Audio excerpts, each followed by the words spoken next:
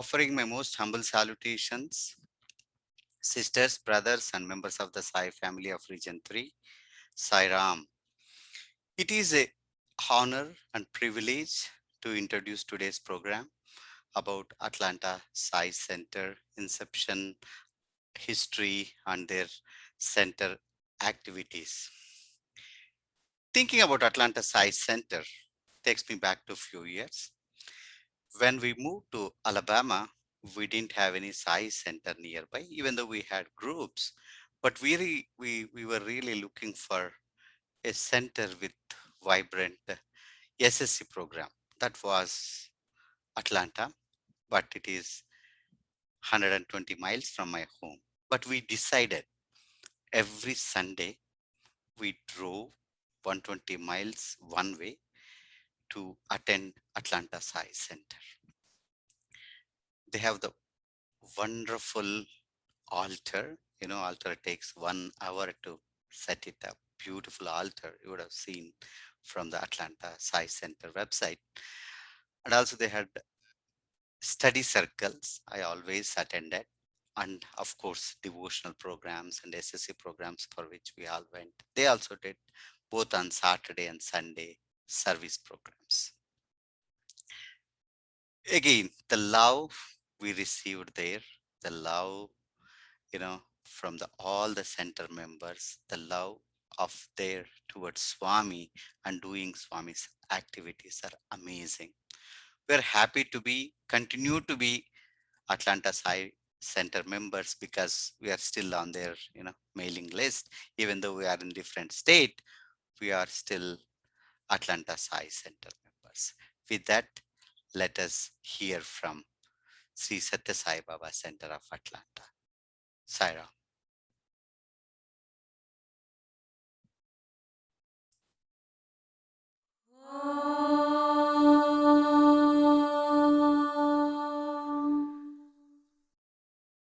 तेरा नाम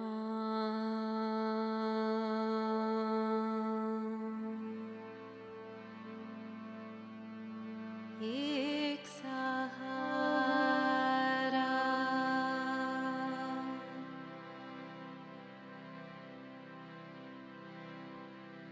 तेरा नाम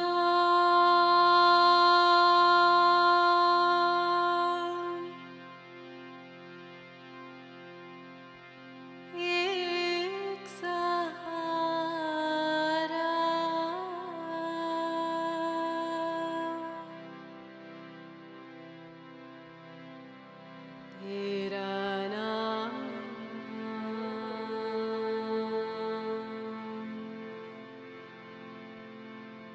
ek sahara.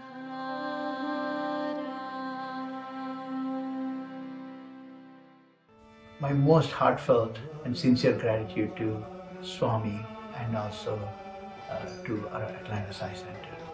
Atlanta Sai Center is an institution to me, is a university to me, which let me grow beyond my imagination, both internally and externally.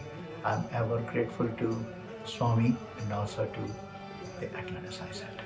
Jai Sai Ram. Can you tell me one thing you're grateful to the Atlanta Sai Center for? One thing I'm really grateful for is the family of the members. It's home away from home for me. I wanted to thank the whole Atlanta Sai Center. Right?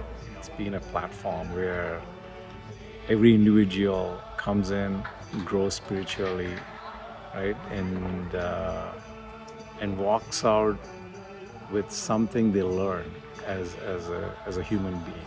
Tell us one thing you're grateful to the Sathya Sai Center of Atlanta. I think probably that I had an opportunity to do service to them. But, as I said before, Baba says that the greatest thing is to serve those who serve. I'm also thankful for the center and the people in the center, because they have, through the years, inspired me with their efforts.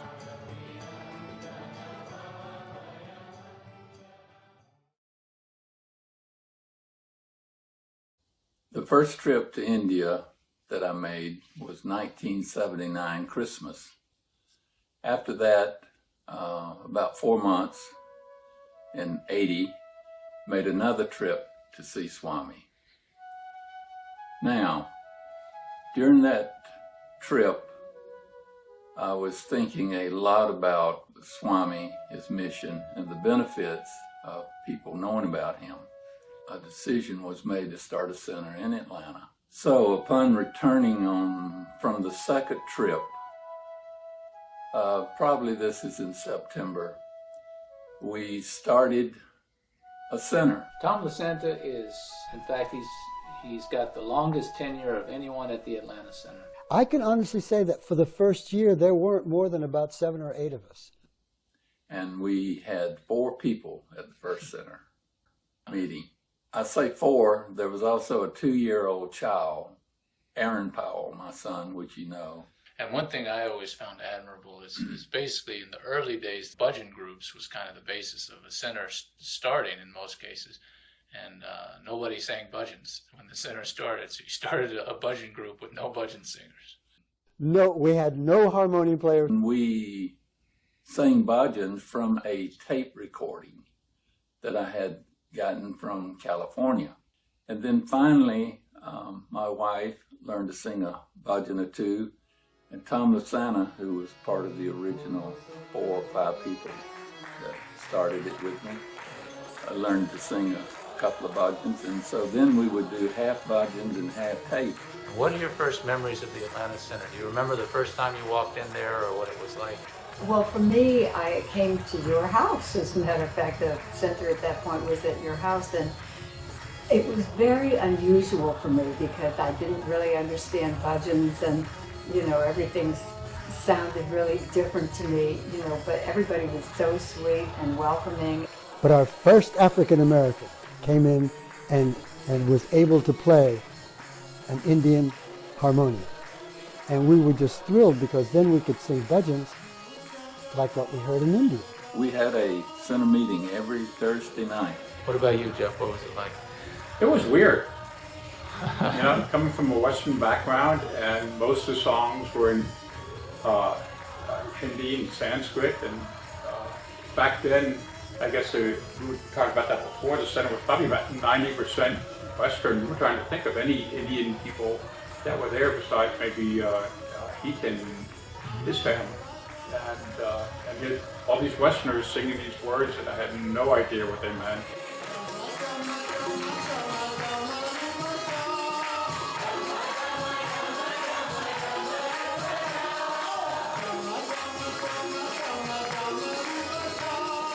Again, the whole thing was, that was after we had gone to see Baba. We had been in an interview, and we were already sold. So it was just trying to figure it out. And I remember we would go downstairs, and it was like entering a whole nother energy field when you would go into these bhajan sessions. You didn't know everything that was going on as a kid, but you knew that there was a power, and this presence of Swami was there. 1988, I came to Emory for grad school, and so somebody gave me a number. I called a gentleman, and he said he would come and pick me up. And he pulled up in the front of the dorm, and I opened the door, and man, I said, I know this guy. It turned out that we had interview in the same week in 1984 with Swami, and the guy I'm talking about was Wayner Crowder. So that was nice. That was a connection. Of course, he drove me to Linda's house. That was the first, Linda's basement. And that was my first touch with the center. This was Saturday night. We got home. It was really late. It was like 10 o'clock at night. And I noticed the answering machine was blinking. So we listened to the message, and it was Tustin Bookstore. Oh yes, there's a center in Atlanta. Here's their phone number. And go see what you think. And give them a call. And the guy you want to talk to is Tom Cross. So we called him. And my wife's saying, what are you doing? It's 10 o'clock. I said, it doesn't matter. This is important. So he said, okay, do what you want, but it's too late to call somebody. So I called him up, and I said, I'm sorry, but I know it's late. He said, what's this about? And I said, this is about Satya Sai Baba. He says, it's not too late. We'll talk about him anytime. I said, okay. I heard you have a center there.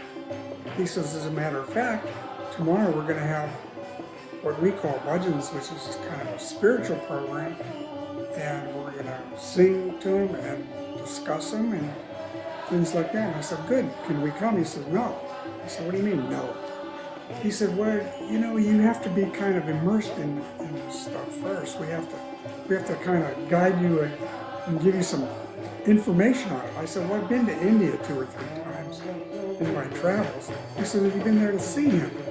I said, no, but I never heard of him until just recently. He said, well, that's okay. You've been to India? Come on down. What time? So I think it was 10 o'clock. We came in. It was at Linda's house downtown. We walked in, and about 2 hours later, we were hooked. And we've been hooked now for 33 years.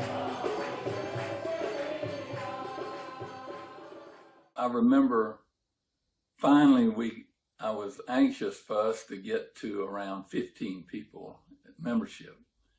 And I remember how pleased I was when we finally achieved that goal. But this was in around 83 before this was achieved.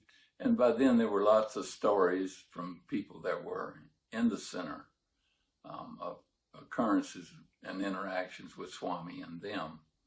And I had lots of interactions with Swami. Anyone visiting India would speak or talk about their experiences at the next center meeting. And that was always thought-provoking and inspirational. We changed locations so many times, and Diane and I were trying to remember how many places we moved. I can start with the parts that I remember. There was a house in Grant Park, and this may have been before most of you came to it. So there was a house in Grant Park where I was born. From there it moved to Marlbrook Drive, which I think some of you had experienced. That house was my mother's house, Linda Cross, of course. And then from there it went to a center facility that was up the street from there, and that was called the Reach Center. A separate learning center. When we would, get up and sit on the floor and then set everything back before we left and all. I remember about the Reach Center. It was the first time that I ever heard Dorothy sing Shri Guru Sharanam. It's the first time I'd ever heard that bhajan, and I loved it. She said she brought all these new bhajans there, and I just remember Heaton playing the drums, and it was so magical. They were very fascinating bhajans, and I think that's when I started really loving the musicality of it. Diane, we were trying to put this together. Remember, it was the Parmars after that, I think, for a while, right? I think so. Yeah, that was Parmars. Yeah, I think so too. Yeah, and then It was there for quite a while. yeah, for a long time. After the Parmars, it was at Cosby's, yeah. What about you, Nagesh? You remember the first time you came to the center? Yeah, I came on 1990, October 20th. I came with Diane. I felt his presence. It was in your father's house in Old Milton Road or somewhere there, big house. The moment I walked in, on top of your fireplace, there was a big full-size photo. I looked at him and he spoke to me and he told me, I cried for some reason. He said, you will never cry again. And as Jeff says, 90% American or Westerner and 10%, actually I counted. We were total, during that 2-3 weeks time, we were total 35 members and only 5 or 6 were Indians. After that, Diane, wasn't it your home? We came to our house, and we had it at our house for a while. I think people even parked at the MARTA station nearby and came over together or something, you know. And then we went to Rise, I believe. And at that time, we were about close to 45 people. Well, I came to the Sai Center in 1996 when they were at the Rise house. Susan and I, we worked together at the same furniture store. And for about 3 years, I heard about the Sai Baba and that she had been to India to visit. But it wasn't until Lynn came to work with us, and she also talked about Sai Baba. And what piqued my interest even more was the fact that she spoke of Swami as Mother Sai and so loving and so wonderful. And Susan always talked about Swami like Shiva, the destroyer of the ego and all this. And it stumped me how he could be both at the same time. And then I went the first time, and I remember the very first bhajan that was played and sung. It was in a language I had never heard of. And I was completely blissed out from the very first bhajan on. And from that moment, I was hooked to something I didn't really understand, but I felt in my soul. Were there any key developments in the center that you saw as kind of contributed to its growth? Well, I think as time went on and more people started coming, we started study circle. And from there, more and more interest in Swami's teachings. Brother, tell us a little bit about the study circle at the Atlanta Center. So I first started to come to study circle in 2000, year 2000. Wayne Crowder was leading that back then. So tell me what you remember about what Wayner was like as a facilitator, because he was for many, many years the study circle facilitator before you. He was absolutely great facilitator. What a beautiful soul, and so gentle, and his being at study circle with him was always so interesting. We always had really fascinating conversations, and I would pretty much drop everything to go there. It was a great opportunity for me to learn about Swami's teachings and transform, and it's the same for everyone. Would you say that if you have a question in your mind that you want Swami to answer, the study circle is a good way that he can bring you that answer right away? Absolutely. If anyone has any questions and they don't know how to answer them, then that's a great way to do it. Come to study circle and just ask your question, and the answer will come one way or the other. One of the stories we talked about at Study Circle was conflict resolution. And I feel like every workplace has their politics and ways to deal with things. And I felt like I hadn't really been exposed to a lot of it until I had a conflict with one of my coworkers. And somebody talked about a way to you know, how they would just write down Samasta Loka Sukhino Bhavantu on a piece of paper and maybe stick it under that person's chair and leave the results to Swami. And I tried that and it actually worked. I can tell you that Swami has direct input, what topics we do, sometimes from his mind I say, oh, it's a holiday, I want to do this topic, and he would say, no, you do this topic for me. I clearly hear his voice in my head.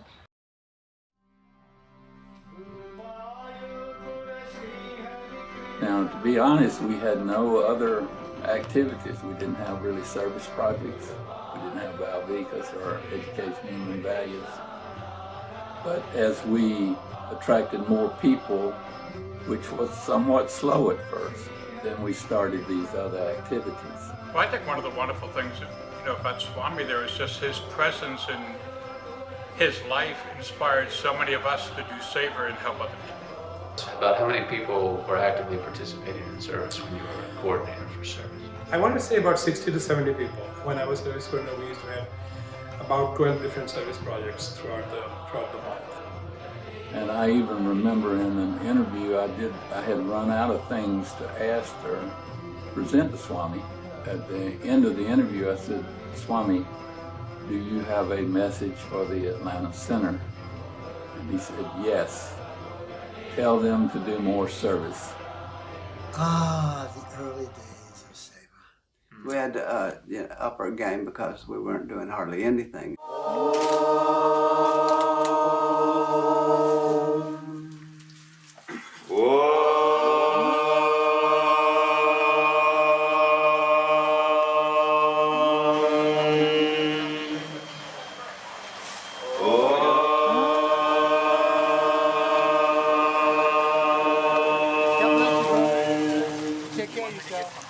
God bless you, brother. Service is grace. It helps you see outside of yourself. Day to day, everybody's thinking about what can I do for myself, whether it's at work or at home. Ultimately, it's all about you. The more you go out and interact with people who you think otherwise are so different from you, you start to realize that there isn't really much of a difference. It's usually a circumstance.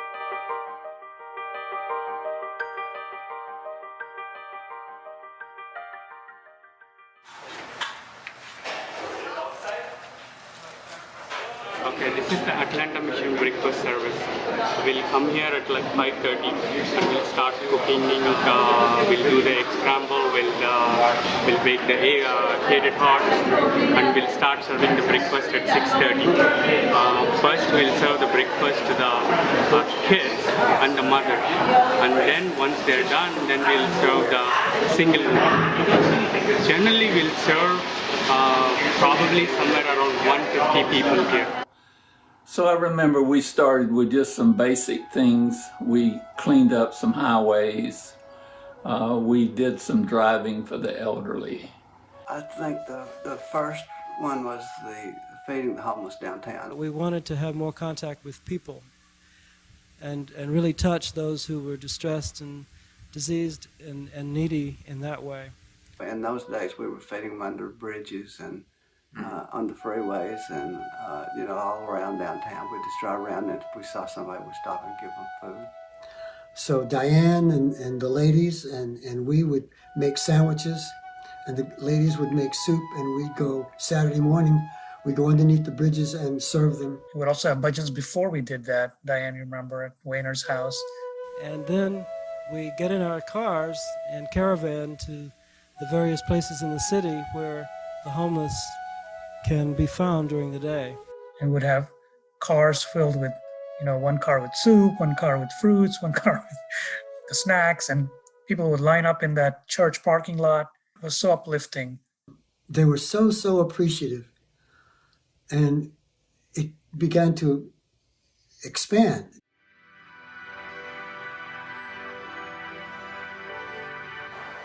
In Atlanta, we do a lot of services. Cooking breakfast at Atlanta day shelter. It's almost all like 15, 20 years.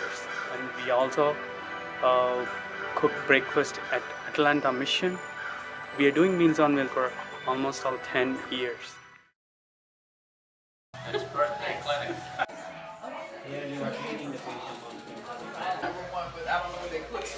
Sai Sai, this is Dr. Kamani. I'm one of the pediatric hematologist oncologists here at Grace Village. Dr. Sila. Med school student Deepthi. Anvi, I'm a registered nurse. It's a real blessing to be here. We feel like we are loving people the way that God told us to love us and love our neighbors. We had a great opportunity to work with the wonderful patients that came through our clinic. It was amazing to see how we're able to serve our community with our different expertise and experiences that we bring together as a team.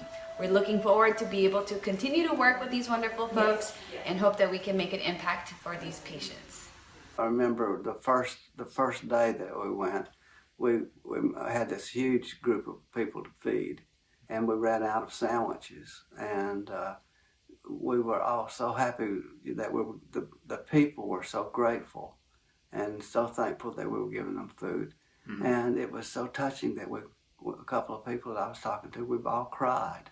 Mm-hmm. And we went to get more bread and made more sandwiches and brought them back. And I tell you, we could knock out some sandwiches on that dining room table over at Weiner's house. We'd all circle around the table and stick out loaves of bread and get the peanut butter and the jelly and just do Gayatri and just tear them up. And our little bit of food is not going to save their lives or anything, but it does give them hope. When we give food, actually we are not just giving some material. See, the intention makes a big difference there. We give it with so much of love, and when they eat or when they take it, they're getting so much of love. In that, they transform and they transfer the energy, they transfer the love. See, that's how we all make a difference.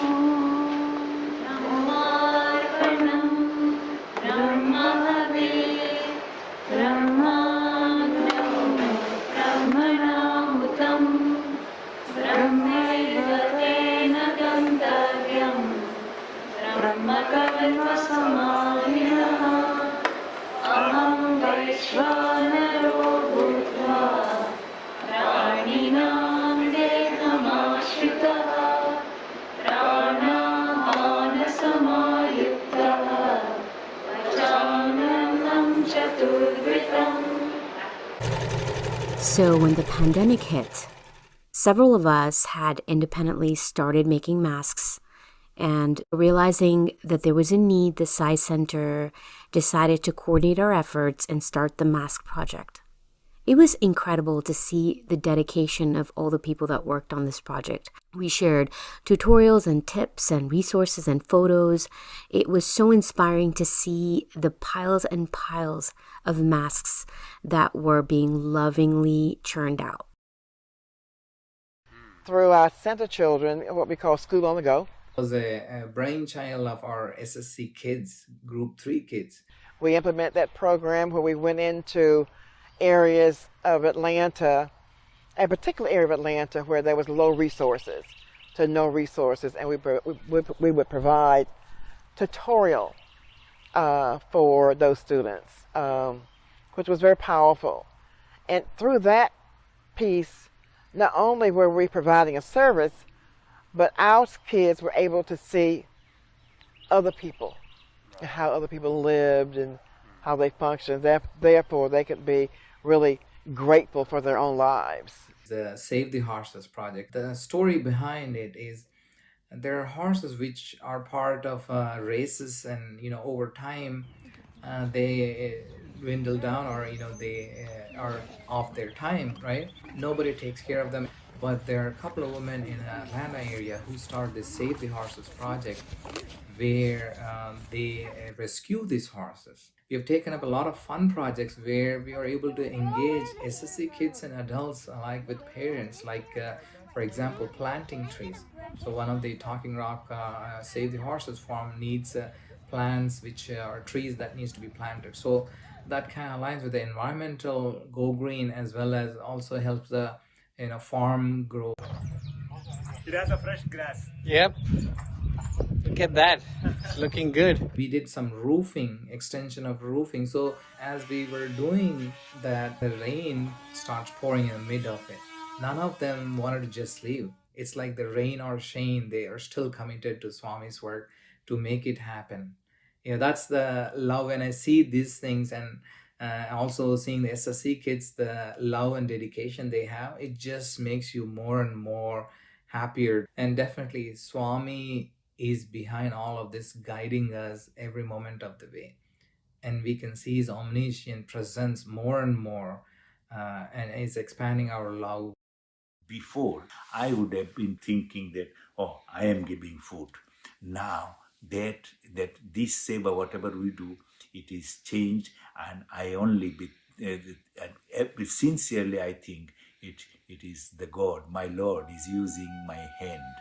Everything He is providing, He is using this hand to transfer the food through my hand to a receiving hand. And to me, if I make someone smile, that means that I've lit the lamp of love in their heart, and Swami's there smiling back at me.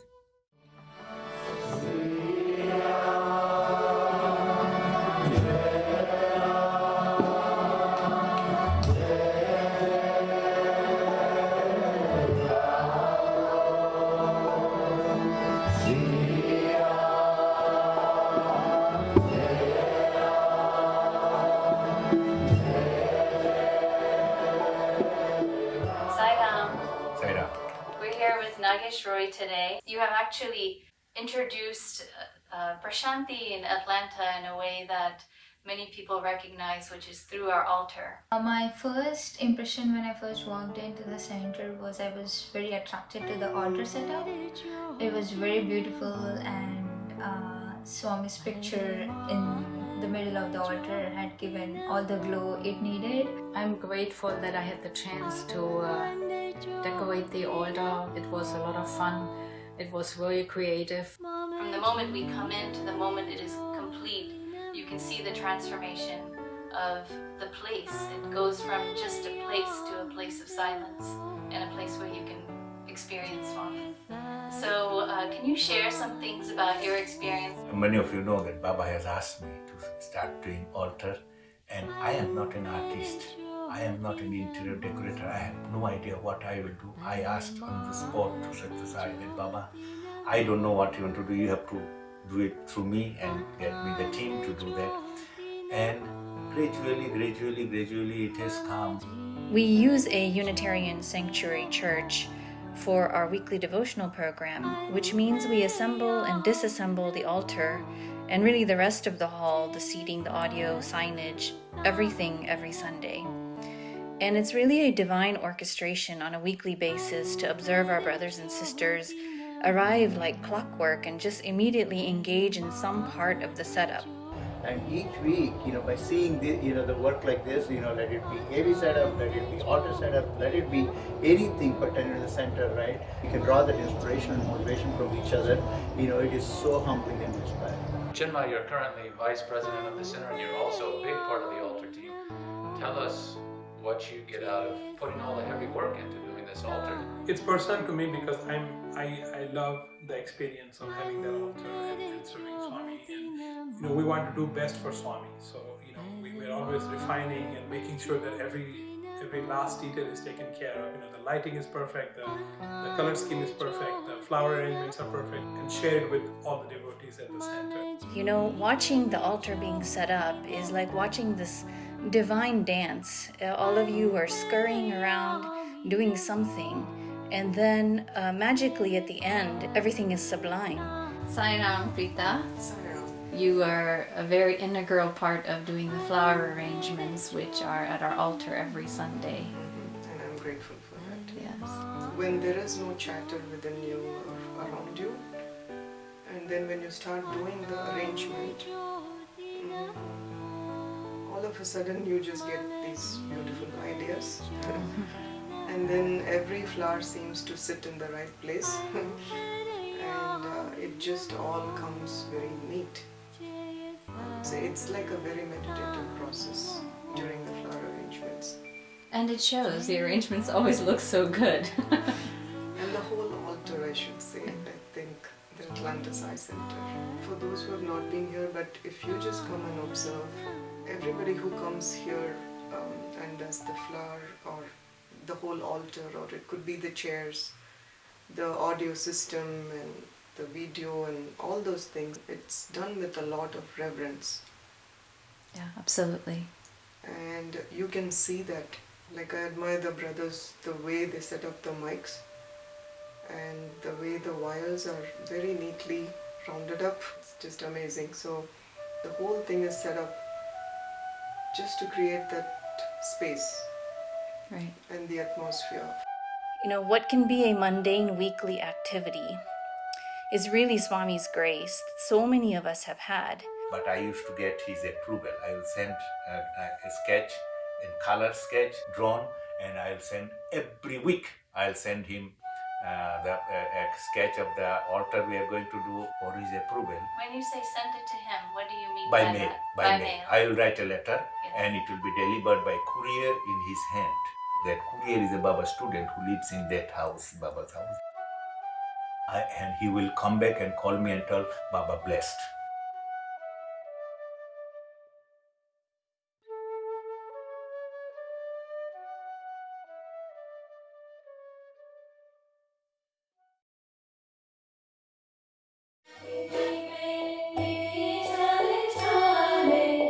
Ladies' Day is always one of the most fun times of the year for me. Ladies' Day brings a lot of fond memories. It gives us an opportunity to come together as sisters. We had the first Ladies' Day program in 2005. It was really a simple and sincere effort to bring Prashanti to Atlanta and put together a ladies program. We started off as a music program, and over the years it's grown to so much more.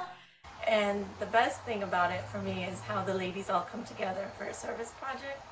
Last year we came together for the Heart Walk along with our families, and it was just a great gathering of unity and having fun outside and doing something good. Heart health is something special to me anyway, so it was just a great service activity.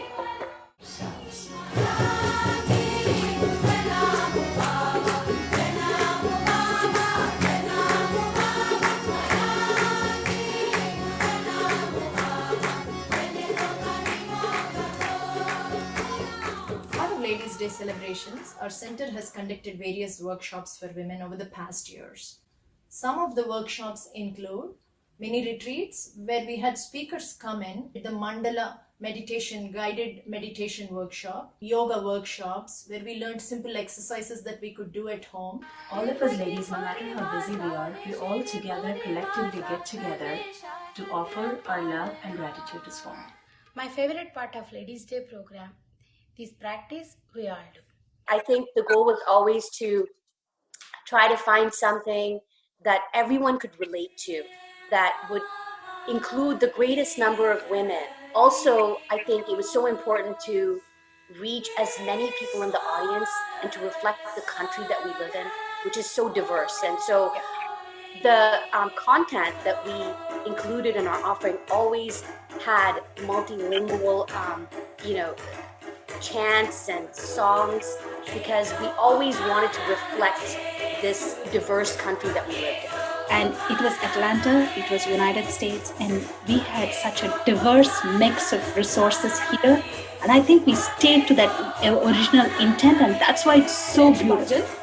Fortunately, I was trained to be up late at night, so all these late night sessions were my jam. Like the best combination of creativity and fun and just delirium. I think like the amount of delirium that has gone into preparing these things is like, the stuff that our memories are built on. When we offer with love and devotion, Swami always graces us with an incredible performance at the end.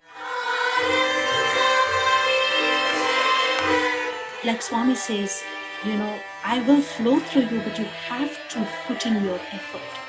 And we did put in our effort.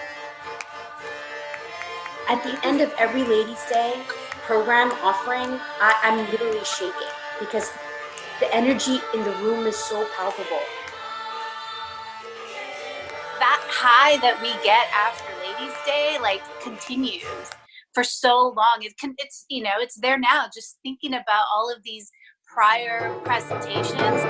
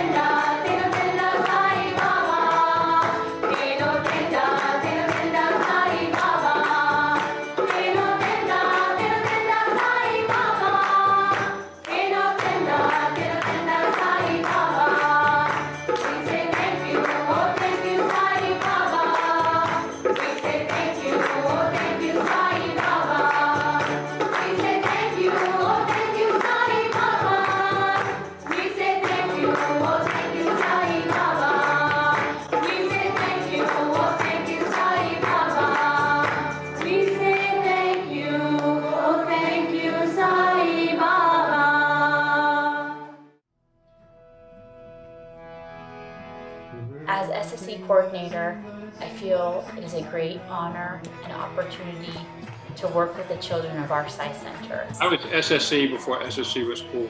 And it was called Bauvikas, right? Right, Bauvikas. We have a little over 80 children who attend every Sunday. And I had 2 students, and both of them, their last name was Powell. As we reflect on how our Sai Center began, it began with the passion and desire and prayer of a mother. Well, Judith was actually at your house. She was the original teacher. Susan was the SSC teacher or lead coordinator at the time. There was a lot more kids at the Rise Home. I think we had maybe 20 or something total. I think Beata, you were teaching there. At the Rise, when I joined the Sai Center, it was Susan and Lynn that taught. And then I was teaching for 6 years, I think it was. And I became the coordinator as well for 2 terms. In 1996, we had an interview, the Atlanta group did. And one of the members of our group was Tarun's mother, Nirmala. She asked Swami about our SSE program, why there weren't more children in our SSE program at the Atlanta Sai Center. And Swami told her that it did not matter to him how many children were in the program, that it was quality, not quantity, and that it would be okay if there was just 1 or 2 children. But what was interesting about that is that just a few years later, around 2000, large numbers of children started coming into the Atlanta Sai Center. We ended up having 3 classes. Actually, we at that time moved to our current Sai Center. We actually became very organized, and we had parent-teacher meetings, and we had, beginning of the school year, end of school year. We had special events for that and performances, and it became much more organized at that time. One of the Ashram Day celebrations, our brother Tommy was taking a picture. Swami's, face you could see. So in many ways, we continue to feel Swami's presence. We are so grateful to him. All of these children have a chance to grow together as individuals as well as a community. How to live life with our human values in mind and in our heart, as well as ensure that we are beacons of Swami's light and words and wisdoms in whatever avenue we choose to pursue life. Are there any thoughts or impressions that you have as you witnessed it as a parent as well now as a teacher? Correct. That you could touch on? Frankly, I would say I'm just like a kid. How kid is learning, I'm learning the same way. I learned many things, Swami values, Swami teachings, Swami's bhajans, and Swami's articles, Swami's miracles. Many, many things I'm learning throughout this year. So I'm so grateful to that. And our programs include everything from the ABCs of Baba to unity of faith discussions to sealing on desires, study circles, as well as opportunities for leadership and presentation skills with our Group 4 children. My mom was really like, her dad made the center in Hong Kong, so she wanted us to have a, the Sai Educare program. So she would drive every Sunday to like 3 hours with traffic and everything, just to take us like throughout our whole childhood to the Atlanta Center for Sai Educare and Nita Auntie's classes. So, I mean, the foundation was set when I was growing up. It's like something I wanted my children to have in their lives, a way to connect with God, because it's so hard to do. It's teachers that really emphasize that character is important and that moral values are important. I think that's really something to be grateful for. Thank you to all the SSC teachers out there. So by giving our children this foundation, I hope that we are instruments of Swami and ensuring that our world is filled with beings and individuals who will help grow and foster this idea of oneness, this idea of unity, and love with all people as they grow into young adults, as they grow into adults, leaders in our community, as well as parents. The Atlanta Sai Center has a long tradition of young adults, a vibrant, energetic, and dynamic group of friends. When I met them for the first time, they were very warm and welcoming, and they were very energetic. I would say we at least have 15 to 20 active YAs that participate in every aspect of the Atlanta Sai Center. You'll find them playing harmonium, flute, tabla. You'll find them making macaroni and cheese at the Genesis shelter on weekends to support the local Atlanta community. Most of our YAs were actively helping with Narayan Seva, go to the foster care centers and help them out at least once in a month. At major celebrations like Ishwarama Day, helping with music, with skits for SSC children. You'll find them in SSC classes, supporting the teachers. Even during the pandemic, when things got all virtual, the YAs were very actively helping out with setting up the virtual bhajan sessions, helping out with the Sai tutoring service which came up on the virtual. You'll find them at regional retreats, setting up dramas, musical programs, talks, events for the membership from centers around the region to enjoy and participate in together. We also had amazing and lovely music programs which were very heart-touching. The Atlanta Sai Center really provides a home for young adults, and today many of them have their own children and are following in the same footsteps of their parents. It's a really rewarding experience to see families grow and shape the community that they live in. That's a community that I'm very excited to be part of. Sai Ram. Today I want to also share my experiences as Go Green lead of Atlanta. We had a Go Green team formed 2009. And then like 1 year later, like we had to come up with like pilot projects and present it to Swami. And Swami actually put his hand on Go Green and he said like this is a good thing. So we felt really encouraged by that word of Swami, and now it has actually blossomed into a very big thing, and I think even we had a Go Green conference 2 years back in Puttaparthi. Really thankful to all the officers here for giving me the opportunity to start. So all the YAs, I still remember those days, like we had all the YAs, we came together and like we pooled money and we got about 200 steel plates from India, mugs and glasses, spoons, everything, right?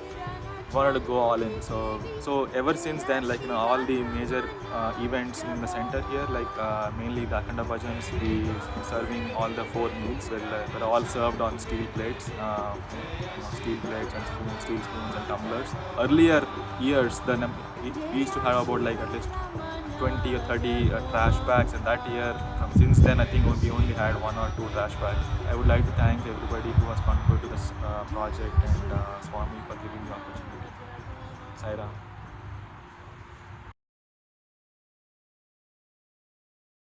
How did the devotional program develop? What do you remember from the early bhajans? There were occasions we had only clapping, no instrument.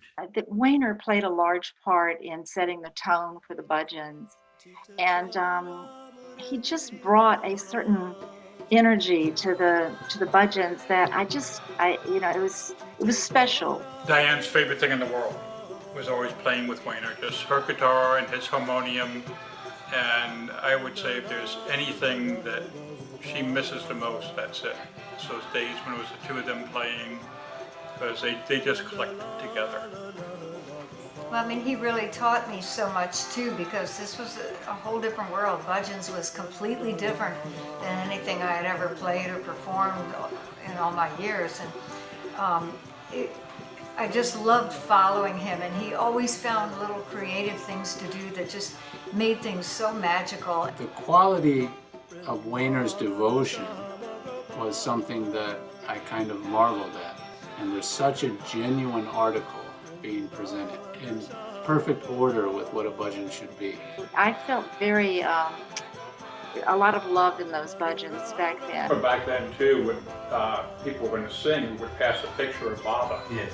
And if you wanted to sing, the picture would be in front of you, and the guest would never sing. But in our car, because we would drive him back and forth every time he'd sing, and Diane and I just go, oh, he's got this beautiful voice. And we're like, you should sing. Oh, no. So one bhajan session, I was sitting next to him, and the picture came around, and instead of passing it back, I stuck it in front of Nagesh, and he looked at it, and he's like, okay. And we've never been able to stop him from singing since. Over here it was very sweet. Bhajans were slow and sweet and very calming to me. You know, that Friday night when we had the bhajan, in the morning you get up, it's still humming. Those bhajans, they were always so sweet and uplifting, and they stayed with you. And he and Nagesh sang so sweetly together. What did they sing? That was as a sweetie. One thing was transitioning to the center and Parmar, and I really got into the music there and got so inspired by Hiten that he started playing tabla, started learning how to play tabla, and I think we had double percussion with him on the dholak and me on tabla, so that was very nice. Narayan for me is just my heart bhajan, I guess. That's the one that resonates with me so much. When I hear it, it really touches my soul. Well, I think also some of our members started writing bhajans, like Tommy and Diane, and those started to find their way into our bhajans, which added more English bhajans. Well, that's neat. So you had four or five people writing bhajans. Oh, yes. Even within the center. Some of them Hindi, some of them English. We were still, at your mom's house. I had written this bhajan called Calling God by Any Name. So I remember she was holding baby Mims, and I said, Linda, I'm kind of scared to play this. I've never done anything like this. Can I play it for you and see if you like it? And I remember Mims was on her lap, and I played it for her, and she goes, basically, get down there and sing that right now. Don't be afraid, don't be shy, and I was so excited. The atmosphere at the little center was amazing. There was this familial love and friendship and just so welcoming. It was amazing. I didn't feel like I was without family. It was overwhelming. Some of my favorite memories are the bhajans after bhajans. When we would get together afterwards, those bhajans were just the most sweet and the most emotional and the most heartfelt bhajans. And I really got the greatest sense of family during those times. Right, we didn't have to really make any rules about anything either. It wasn't like, we have to have this many English or this, but we just naturally did it. The devotional quality of it, I thought, made a template and a framework for the program as a whole, looking back at it now. And, created a genuineness to the way that Atlanta Center presents bhajans.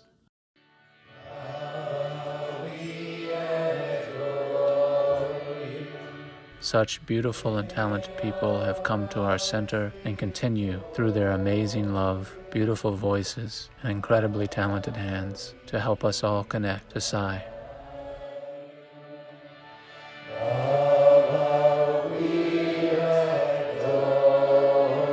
The The bhajans we experience in Atlanta are only possible because of Swami's grace.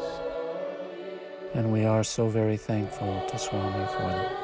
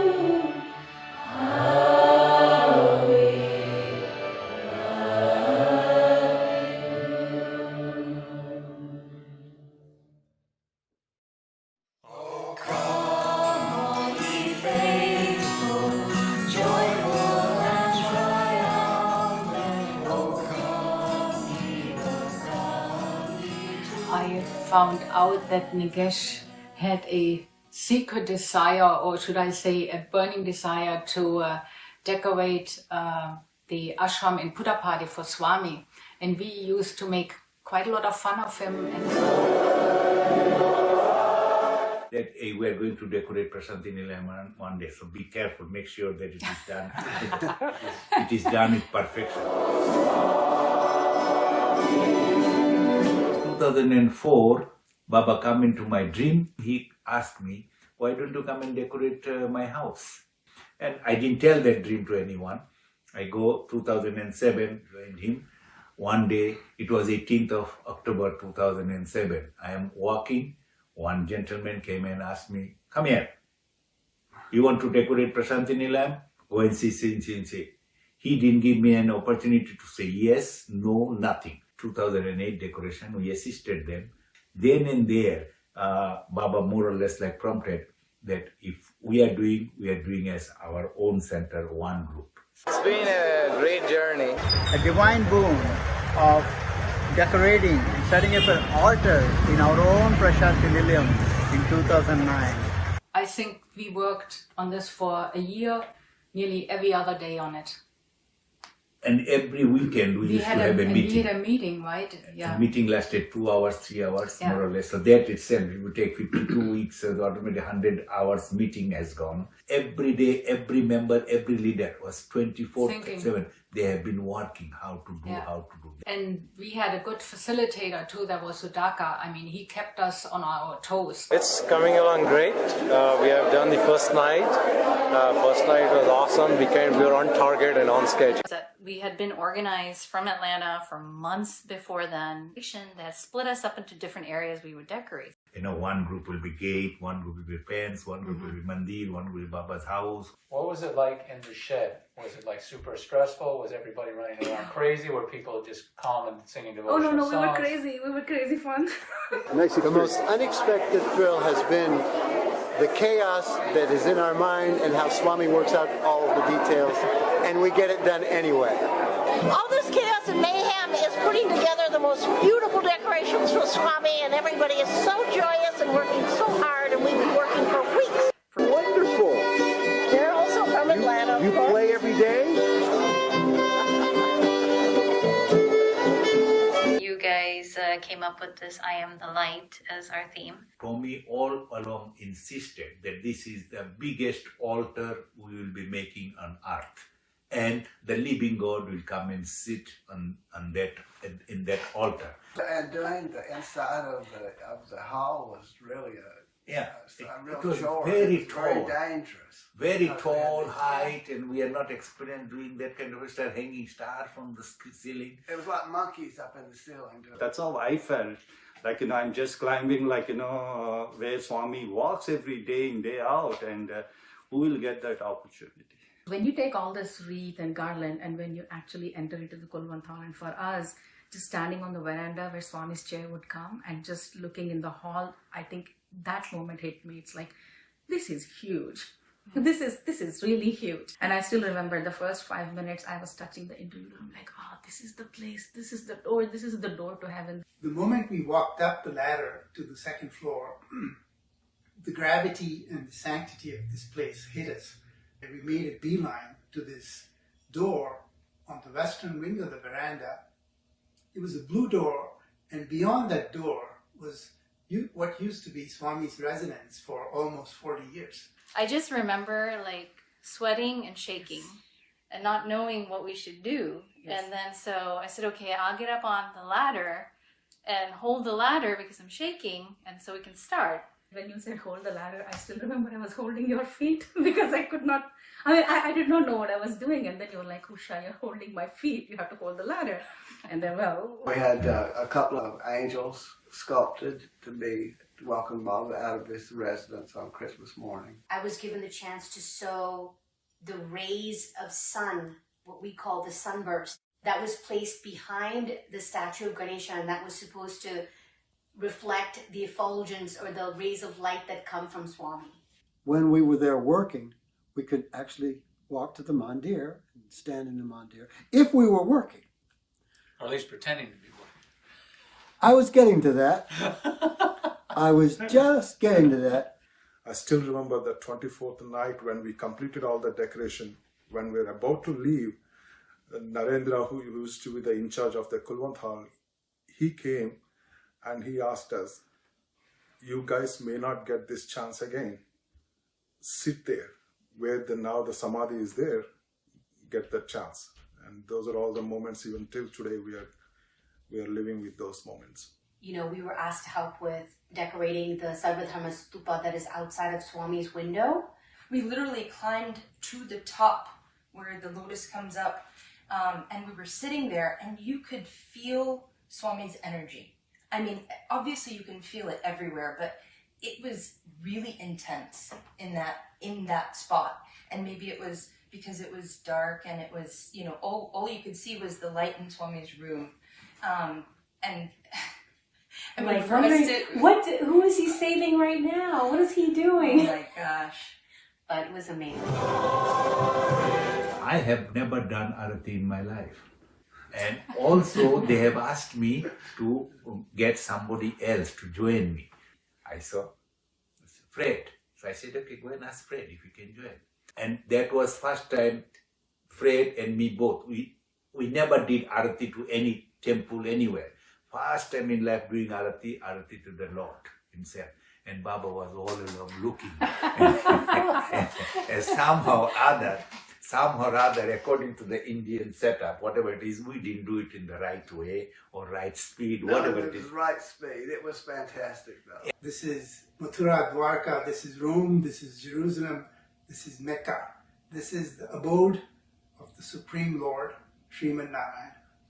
And, you know, we all hear in the Ramayana of the citizens of Ayodhya getting excited to decorate the streets and the palace of Lord Rama when he came back victorious after defeating Ravana. Or in the Mahabharata, we hear about how the residents of Dwaraka and Mathura and Vrindavan would decorate the streets to welcome Sri Krishna. This was very similar. Swami gave us this great opportunity in this life, which is the best life we've all had, to decorate his home. And thank you, Swami.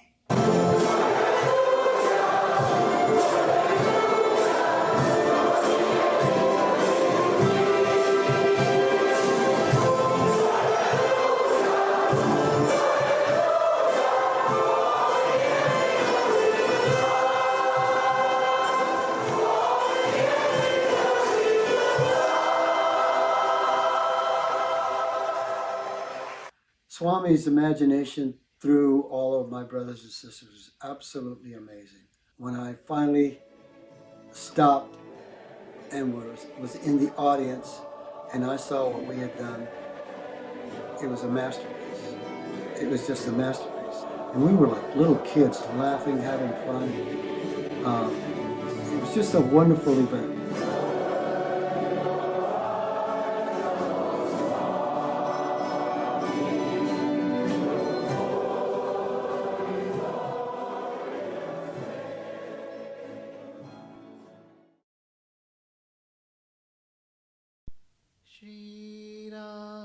There were other occasions where Swami asked me where I was from, and so I said, Atlanta, Swami, and he would always almost like he was in bliss, saying, Atlanta.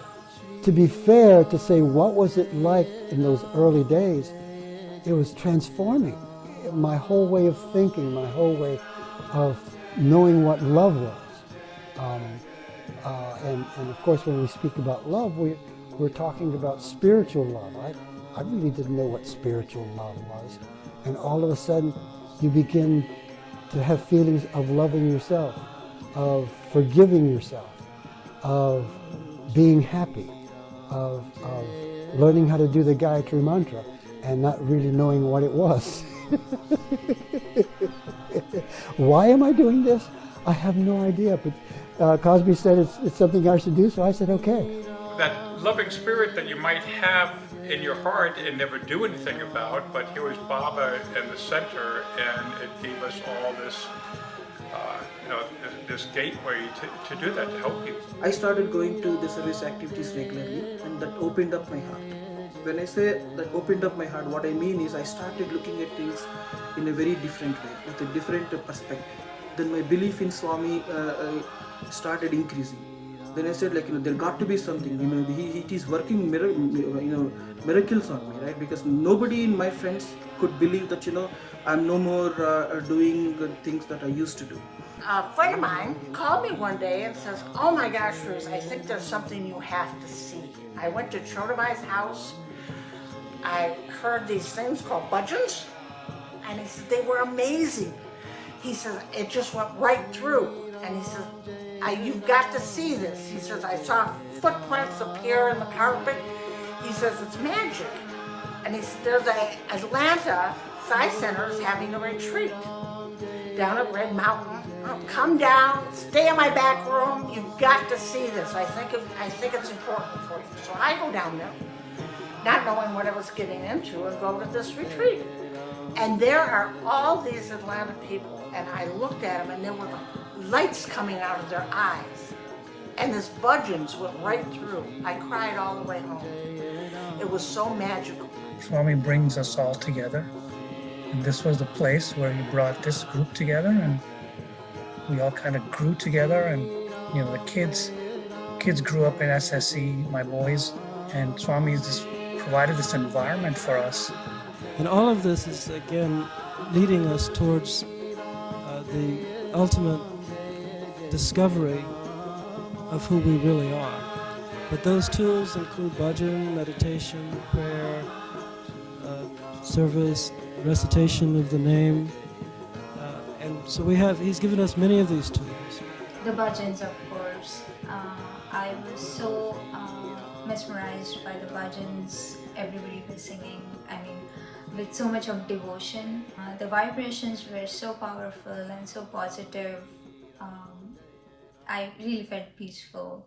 I feel Swami really permeated every nook and cranny of the Sai Center. You just felt his energy everywhere. So it's an honor for me to come to the Atlanta Center and just be present. Just the presence of Swami is always there. It's like his home. We are not in this world alone. Everyone needs a community in order to really know who they are, I feel, as human beings. And so for me, the Atlanta Sai Center provided the first place, I think maybe in my entire life, where I was beginning to see that there could be other people who might be on a similar path to the one that I felt inside I needed to be on. So I'm always going to be grateful for the Atlanta Sai Center and to everyone who has ever come through there.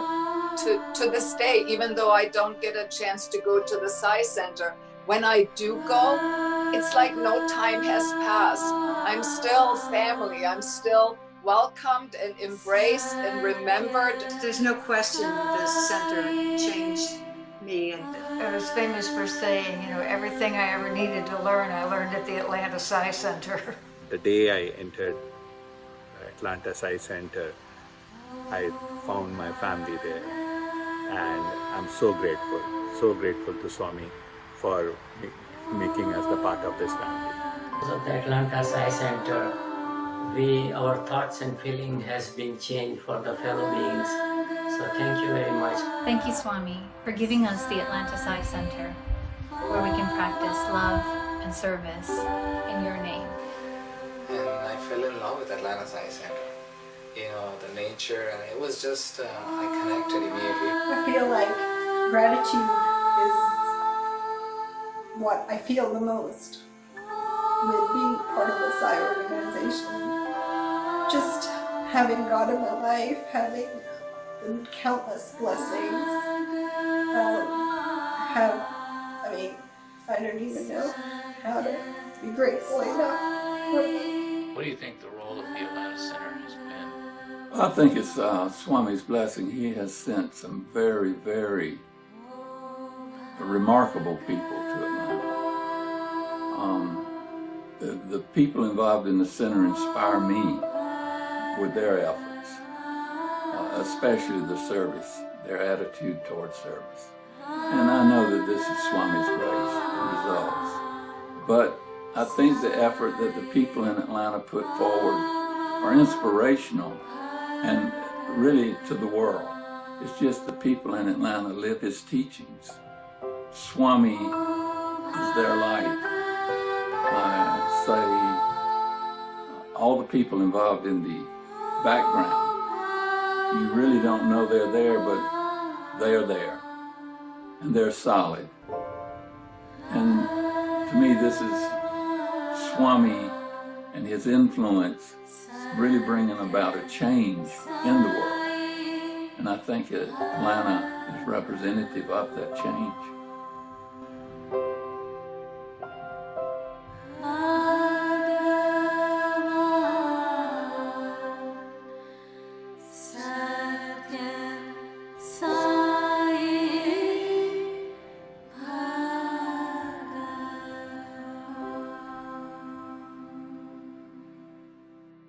Sairam, what a divine story and a great presentation. It's nicely articulated with all the elements of Atlanta Sai Center for the past 4 decades. It still reflects the same divine energy, love flows towards Swami from every center member and their center activities. It is indeed a great blessing. I'm sure you all liked today's program, Journey of Atlanta Sai Center. And we would love to hear more stories from Region 3 centers. On behalf of Region 3 officers, we like to thank Brother Cosby and Aaron Powell for creating and offering this video. And thanks to all the participants who contributed their time towards this wonderful memoir. We will see you next week at the same time. Sairam.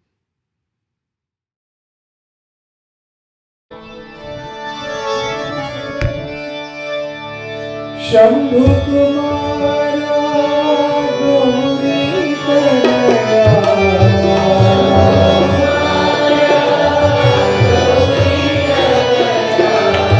Shambhu Kumara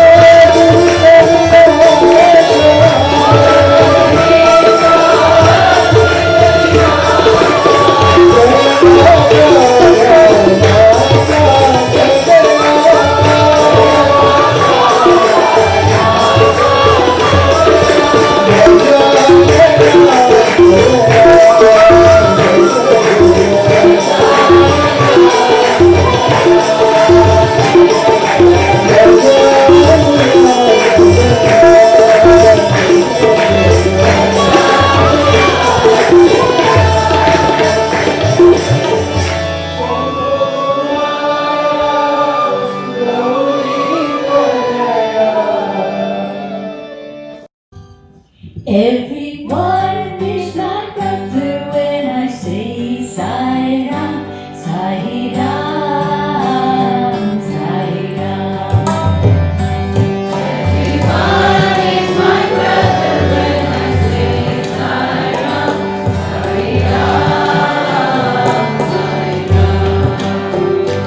No more difference between us when I say Sai Ram, Sai Ram.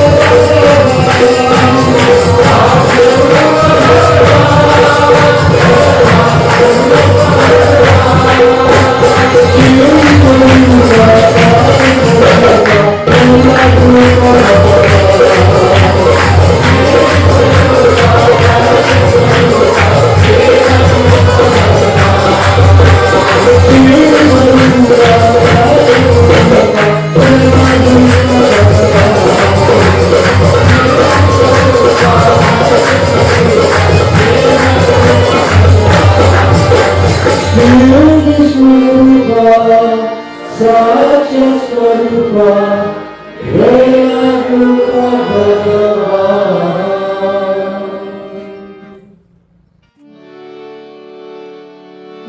जय जगदीश हरे स्वामी सत्य साई हरे भक्त जना संरक्षक भक्त जना संरक्षक भक्ति महेश्वर ओम जय जगदीश हरे शशिवदना श्रीकरा सर्वा प्राणपते स्वामी सर्वा प्राणपते आश्रित कल्पलतीका आश्रित कल्पलतीका आभस्वान्ता ओम जय जगदीश माता पिता गुरुदैव हरियन्तयो देवे स्वामी हरियन्तयो देवे नाद ब्रह्म जगन्नाथ नाद ब्रह्म जगन्नाथ नागेन्द्राश्रय ओम जय जगदीश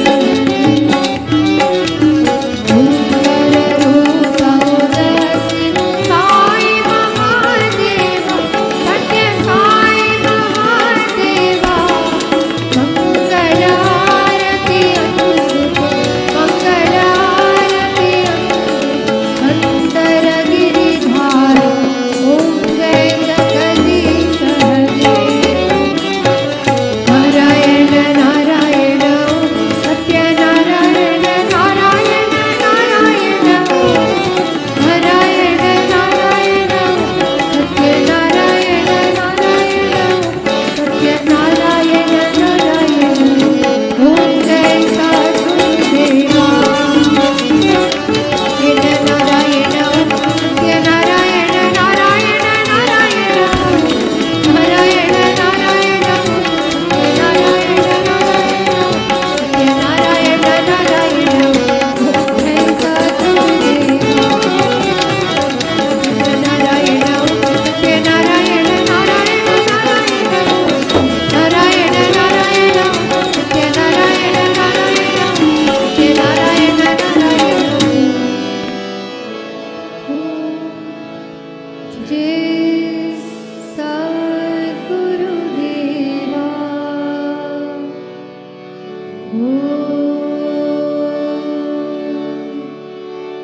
शांति शांति शांति समस्तलोका सुखिनो भवन्तु समस्तलोका सुखिनो भवन्तु समस्तलोका सुखिनो भवन्तु ॐ शान्ति शान्ति शान्तिः. When work is undertaken with an egoistic attitude, impelled by selfish motives, and inspired by hopes of self-advancement, it feeds greed, pride, envy, and hatred. Then, it fastens the bond and fosters the feeling of attachment to more and more profitable work. It promotes ingratitude to those who lent their hands and brains, and to God Himself, who endowed the person with urge and skill. I did it, one says when the work succeeds, or others spoiled my success when it fails. Resentment, depression, and despair follow when work results in failure. The more deeply one is attached to the fruits, the more intense and painful is one's grief when one is disappointed. The only means, therefore, to escape from both pride and pain is to leave the result to the will of God, while one is happy in the thought that one has done one's duty with all the dedication and care that one is capable of. Divine Discourse, September 10th, 1984, Baba. Om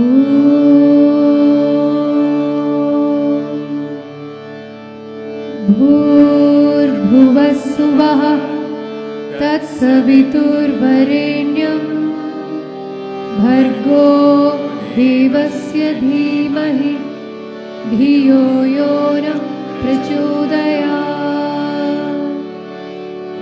अशीमवहु वहिष्ठेमस्ति उष्टास्ति उष्टाहमय शतशाय वहिष्ठायशि। नमो तस्सा भगवतो अरहतो सम्मा सम्बुद्धस्स। बुद्धं शरणं गच्छामि धम्मं शरणं गच्छामि संघं शरणं गच्छामि।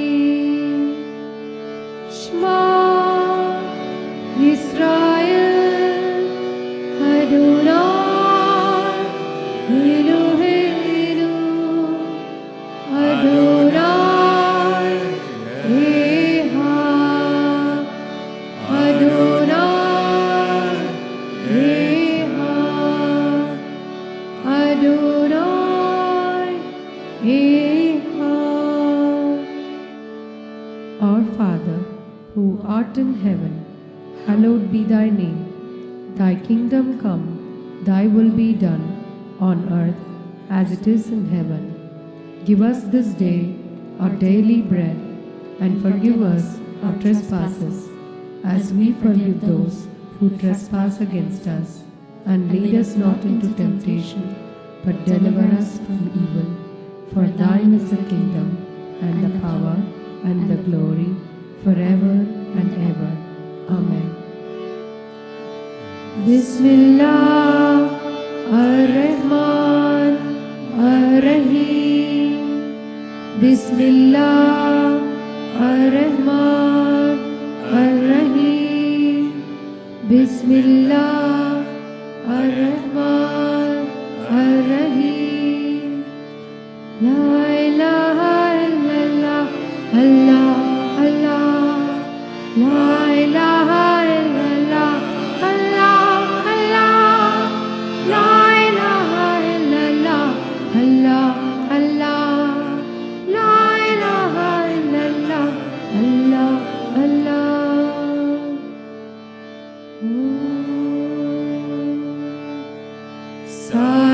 साईश्वराय विद्महे सत्यदेवाय धीमहि तन्नः सर्वः प्रचोदयात्।